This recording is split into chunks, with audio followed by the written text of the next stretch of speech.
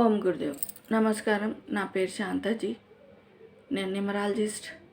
మా గురుగారు వచ్చేసి బాబా పాండురంగం గురుగారు. నేను చెప్పబోయే టాపిక్ వచ్చేసి మొబైల్ నెంబర్ గురించి. మొబైల్ నెంబర్లో ఐదో నెంబర్ అనేది ఉండాల్సిన నెంబరు, ఉండాలి కూడా, కంపల్సరీ ఉండాలి కానీ మితిమీరి అంటే అధికంగా ఉండకూడదు. అధికంగా అంటే 2 పర్వాలేదు, 3 మాత్రం ఉండకూడదు. 3, 4 చాలా మటుకు 3, 4, 5 కూడా ఉన్నాయి. ఐదో నెంబర్ అనేది అలా ఉంటే ఏం జరుగుతుందనంటే డబ్బు పరంగా పాడవుతాం, మనం ఆస్తి పరంగా పాడవుతాం, బిజినెస్లో లాస్ వస్తుంది.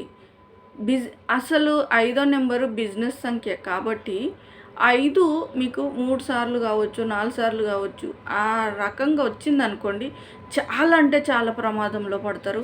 అది నా నెంబర్లో కూడా ఉంది. దానివల్ల నేను లక్షలలో పోగొట్టుకున్నాను.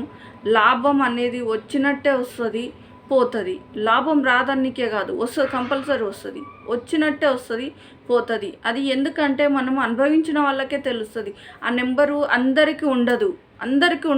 4 కానీ 3 కానీ 5 కానీ 6 కానీ అన్ని నెంబర్లు 3, 4, 2 పర్వాలేదు కానీ 3, 4, 5, 6 అట్లా నెంబర్లు ఉందనుకోండి చాలా చాలా ప్రమాదము. 5వ నెంబరు రిపీట్ కాకూడదు. ఏ నెంబర్ అయినా కానీ రిపీట్ కావద్దు. ఒకటి ఉంటే బెటరు, చాలా బెటరు. అది 100% మనకు యూజ్ అవుతుంది.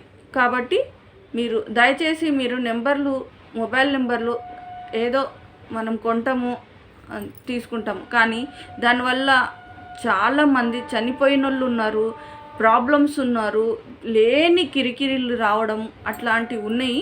కాబట్టి మా కాంటాక్ట్ అయితే కంపల్సరీ మీకు లక్కీ మొబైల్ నెంబరు ఇస్తాము. ఓం గురుదేవ్.